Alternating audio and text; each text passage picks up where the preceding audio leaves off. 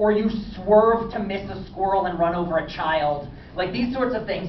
You didn't mean to kill this person in any way, but somebody died. Or say like, and then in between you've got second and third, and these are the blurry ones. Where part of them, so crimes of passion, what do we mean by a crime of passion? Like jealousy? Yeah, you get so mad that even though you didn't plan on murdering someone, you perform an action that kills them. So very often, so all of you have seen at least one murder mystery flipping through the channels at some point, or SVU or something like that. What happens, so the scene starts and like the person comes in from a business trip and they hear some noises in the background and they walk into their bedroom and lying on the bed is their spouse and another person who is not them. And what do in this situation? They attack somebody, and if you imagine that they are just so overcome by rage and they strangle someone to death.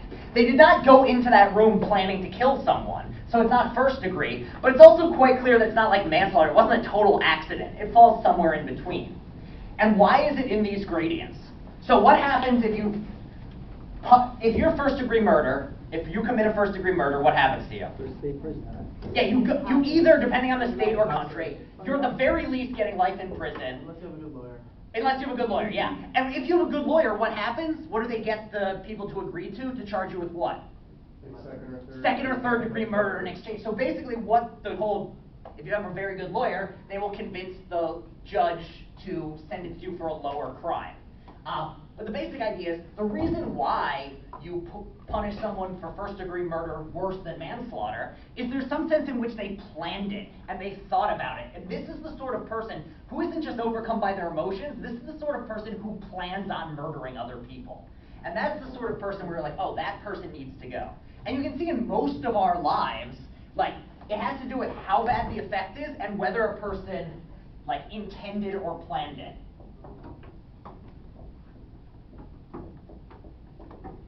Which is also, like, another sort of case. If you find out that, so you told your friend you really wanted them to come and see your, I don't know, what's something you want your friends to come and see you do? A backflip.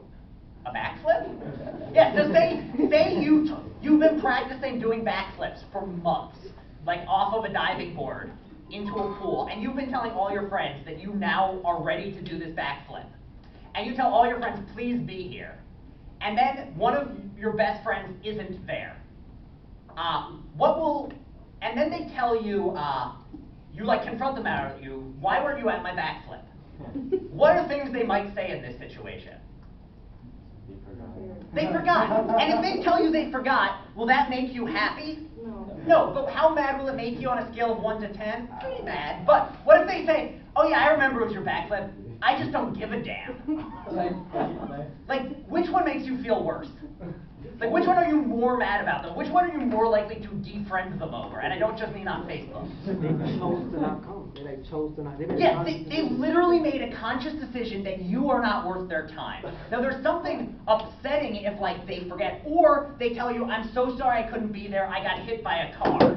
Then you're like, oh, that really wasn't their fault for not being here. So, like, the degree to which they intended it, or the degree to which they're responsible for it, determines how angry you are and what punishment they should get. So if they tell you, oh my God, I got hit by a car, and you see like they only have one leg now, you're like, oh, okay, that's a good reason. My response is not to be especially mad at you and move on. If they tell you you forgot, you're like, wow, that kind of makes me feel bad about myself. I thought we were friends. But you're willing to forgive them. But if they tell you, I just don't give a damn about you, or your stupid backflip, the odds that you're going to want to be friends with them afterwards are very low. So this is how we see in our everyday lives. And it's the same thing with, like, you know, class. If you show up late and it wasn't your fault because the subway sucks, I'm not going to get as mad at you. Well, I'm not going to get mad regardless, but you can imagine a professor who would get mad. That's the sort of judgment. So that's how we decide. It's a matter of effects and intent or intentions. So if you intend to do something, you get punished more, or the effects. Now, how does this process of punishment break down once we get to big cyber tech projects and big cyber tech companies? Anybody have an idea of why this breaks down? You want to punish people for doing things wrong and causing harm. That's the general idea. Well, first of all, there was a time when like these crimes didn't exist. For example, like hacking and stuff like that. Like people, it wasn't until it was discovered that it was considered a crime. So first you gotta know about it. Yeah, so one issue is like, it's very clear that murder is a crime. Like, we all know, we've been doing it for years. But like hacking, we first need to wrap our heads around what hacking is before we even decide what the punishment can be. And another issue is like the average person isn't really going to know what the effects could even possibly be. So there's this problem of even defining it. Dude, obviously you could hack like across the world. Yeah, another issue, this is something that we'll be coming back to again and again, is to have punishments, you need to have somebody with the power in the area. If I commit murder, who's going to come after me? Of where? This country, the United States of America, where I committed the crimes. If I commit a crime in Japan, if I murder someone in Japan, who's going to come after me? The Japanese government. The samurai. I don't think that's how Japan works anymore.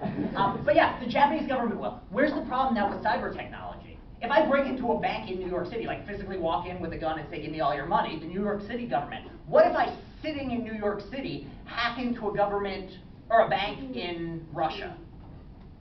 No extradition. There's no extradition practices. So basically, if you are a citizen of one country and you commit a crime in another country, but get back to your home country, very often the home country, depending on their relationship with the other country, will send you back for punishment. So, for instance, if I were to go to the UK and stab someone, but before they found out it was me, I flew back here, they would then arrest me and send me back to the UK to get tried. But there are lots of countries which don't get along with each other. So, if I were to go to somewhere that the US does not have great relations with, and kill someone, and then make it back to the United States, the United States is not going to send me back to that country. So for instance, if I somehow snuck into North Korea and stole a whole bunch of stuff and then snuck back here, and North Korea wanted to punish me, nothing's going to happen to me because I'm out of North Korea. And now, compare this to being in the United States committing a cyber crime. If I'm in the United States hacking somebody in North Korea, the US government isn't going to punish me. They don't care that I'm stealing stuff from North Korea. And vice versa, if you're a hacker who's working in North Korea and you're stealing stuff from American banks, North Korea is not going to punish you and they're not going to send you back to the United States. So there's this issue of just like, actually being able to punish people doesn't work in these sorts of cases because the tech allows things to happen across such a great distance. But, say we have an American company that builds a, let's say, a missile targeting system, and this missile targeting system is set up in Washington, D.C. to protect the Pentagon or the White House.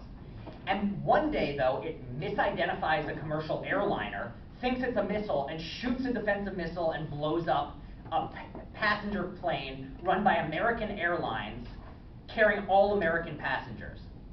This doesn't have the problem of jurisdiction or like who's responsible. We know it's an American company, but where does the issue come in? Why is this a problem? Trying to find out who to punish in this case. Whoever manufactured the technology, right? So let's go with this. So it's the manufacturer in some sense we want to punish. So we say, like, let's make up a company. We'll call them ABC, not the television company. Or let's go with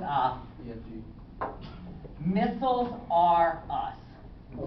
Missiles Are Us designs this missile, and it blows up a passenger plane. Now, we want to punish Missiles Are Us somehow, but how do we decide who to punish them? So, we look at the effects and the intent. So, did this company presumably intend to blow up any passenger planes? No. Presumably not, as long as they're like a US company and there's no evidence of this. Okay, so we look at the effects. Now, generally, who do you decide, who do we punish in general? Do we punish? It's like the corporate, like the corporation, not a person. Yeah, so here's an issue, is, okay, we're gonna punish Missiles Are Us. All right, so what does that look like? We are going to put Missiles Are Us in jail. What does that mean? So we take the corporation and we put it, that doesn't make any sense. So who do we want to punish? You want to find somebody in the company to punish, because there's something very unsatisfying about being like, okay, they broke a lot of laws, So even though they have like make $10 billion a year, we're gonna sue them for 50 million. It's like, okay, so they lost some money. Nobody's gonna care about that. So you wanna find out like who caused this to happen? What person involved caused it to happen? So you wanna look and you go and look at the CEO, because that's generally, you think, the top of the chain. But if you find out that the CEO is just like doing everything right, like basically he hired all the right people, he had all the correct people in place, he was not like cutting corners or ignoring safety, it just something went wrong. So do we still want to punish him? No, you go down to the next level. Maybe you still want to punish the CEO to some extent, but there's a sense in which like, you know, things can go wrong. So eventually you go down, and what's the most likely explanation for what happened? Like error in the Yeah, odds are what probably happened was just some error in the lines of software which were targeting the missiles. And very often, these sorts of things, how many of you have coded? How many of you have made, like, how many of you look at this and are like, well, I know I never make mistakes when I'm coding. Yeah, it's not possible. People make mistakes, simple little mistakes. And if we're talking about a missile system or like a computer operating system, how many lines of code are we talking about? Yeah, thousands and thousands and thousands and thousands. The odds that it's perfect are basically zero. There's no way it's going to be perfect. And because of this is actually based off of like actual things which have happened, where there were computer problems which led to missile systems firing wrong, or there was another thing the book talked about where there was a radiation machine. So what is a radiation machine? What do they use for? Does anyone know? Nuclear?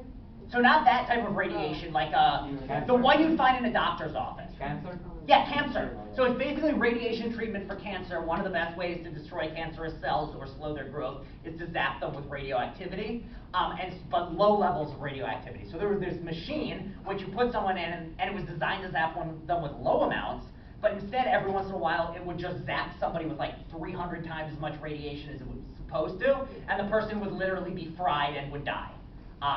So they then looked at like how did this happen, and what they found were there were basically like 10 different bugs in the code, no one of which actually caused the problem, but together these bugs led to occasional mistakes. And so nobody intended that this happened, and nobody no one person caused the effect, and yet at the end of the day the effect is that somebody died. And if you're the family of one of these people, you don't want to just be told, something went wrong, mistakes were made, we're sorry.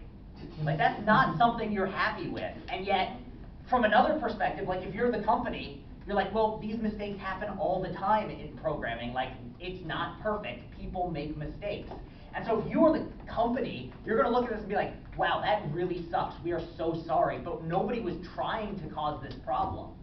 So nothing should happen to us, or maybe a fine. But then you look at the people and you're like, oh, wait, my parents just went in for cancer treatment and were killed. Why is it that the company who made the faulty machine doesn't get punished? And so this is something which comes up again and again and again in modern cyber technology, because these mistakes happen, and yet the solutions we have to them are very unsatisfying. And so what's another issue with this is if you see all these big companies who make honest mistakes not getting punished, and you're kind of worried about your profit margins, you really want to make sure your company makes as much as possible, what might you do? You see all these companies and you say, well, they're not getting punished. Do I necessarily have to hire them? You start cutting corners. Yeah, you can start cutting corners.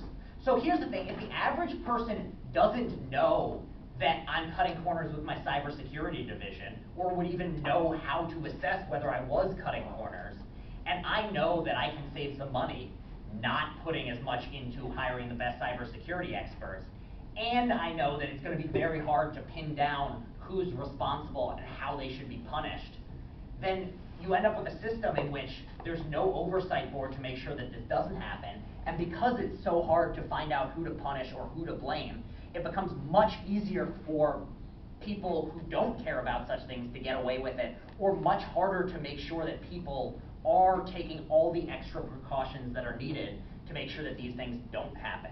Because it's really an open question. If you look at the CEO's behaviors from the outside, it can be really hard to tell whether corners were cut or not. And so you have to look at these sorts of cases and decide like, oh, is this person behaving in a way that we should be okay with or not? And this is why these big companies, because one, very often people don't talk about what's going on inside of them because of things like NDAs. And also, from the outside, it can be very hard to see what caused it. And also, there can just like, we very often will never know who caused something to happen when there are so many lines of code. Because no one programmer caused like the whole thing. You might not even remember what lines you wrote versus somebody else, and they may never know where the holes in the code were, or what the parts that needed to be patched were. So does everyone understand why this is such a big issue? Is we're living in a society in which the ways we decide who should be punished and how we should punish them do not work in the world we live in now. Because we have a world in which the companies are so spread out that it's hard to know who does what where.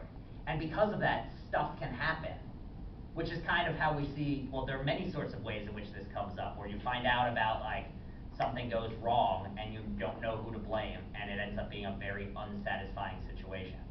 I got a little lecture at the end, sorry, or I guess sermon-y, like I feel like I need to stand up on what do you stand on for sermon? Pulpit? Soapboxes, yeah, what is a soapbox? Is it literally just a box like for soap? Does anyone know what a soapbox is? And this is like an actual question of like, I want to know. Alright, so, what should be done about this? So, because our past senses of what's right and what's wrong are breaking down, how can we go about deciding how to improve? Anyone have any thoughts about what on earth it would mean? For example, like Europe, they created GDPR. Yeah. Yeah, so one thing is, what you're starting to see, and which something that's important is, countries are starting to realize, like, this state of affairs is not protecting the average person enough, and so they're starting to put in place lots of new regulations which didn't exist before to prevent these sorts of things. So one of the most common ways this comes out is that you look at companies in charge of things like credit card information or personal data, and what they do is they hire, so the way you look at it is, to keep those things secure costs money. You need good technicians, you need to keep updating and all of that. And so if you're owning the company, the best way to cut costs is to not put in as much as you absolutely need to into those areas. Just enough so that you keep your customers happy enough that they're not going to leave you, but not so much that it's costing you a lot. And so what a lot of countries are starting to do is to say, no, that's not enough.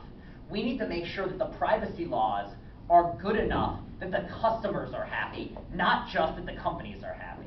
And so that's one thing that we're seeing is a lot more regulation. And if you want to read, this is something we're going to come up with or talk about a bit more next week, is the EU just put in a whole bunch of new privacy laws. But the issue is there's some other weird things about that, which is that these are laws passed in the European Union by European Union countries. But if you are a company who wants to do business in the European Union, you have to agree to all of these practices. And what's the potential worry about that? Taxes. Yeah, so one of it is that, but also like, if you are a company, name a company that does business in the European Union. Apple. Every single company you can think of, unless like you're thinking about your neighborhood bodega, does business in the European Union. Which is a problem because now what you have is European Union governments deciding policy for the world as a whole, including United States companies, because if you want to compete on the world market, you need to access European markets. And if you access European markets, you have to play ball by their rules, even though you don't get any. So it's this very strange interconnected legal thing, for better and worse. But at the same time, you see this and you're like, oh, at the very least, people are now actually keeping their stuff private. But at the same time, those companies, while play by their rules, it doesn't like cover us, for example, people in America. Only customers from Europe would be covered. No. So yeah. So, but to some degree, those rules still, because the policy is like they have to have all their customers' data kept private. So in some ways, it also is forcing them, because if you are like a customer with a certain bank and you want to be able to access your account elsewhere in the world, then you can sometimes be controlled by those same, or like be covered by those same EU laws. Basically, this is one of those moments in the semester which we're going to get to a lot, where the class will end and I'll just kind of throw up my hands and go, huh, isn't that interesting? And there's not really an answer, or like, huh, isn't that kind of scary? And that's kind of where we are with this, is we don't have a good way of judging this. And one thing, just to tie it back to what we talked about a little earlier, it seems like one of the main issues with this is deontology breaks down, is one way to think about it. So what was deontology? Hey, remember? Duties. And so one issue is, if you look at all the workers in the system, it's hard to find anybody who has broken any particular duty. Because everyone, like, none of the workers are trying to cause problems. None of the bosses are cutting corners. It's just bad stuff happens.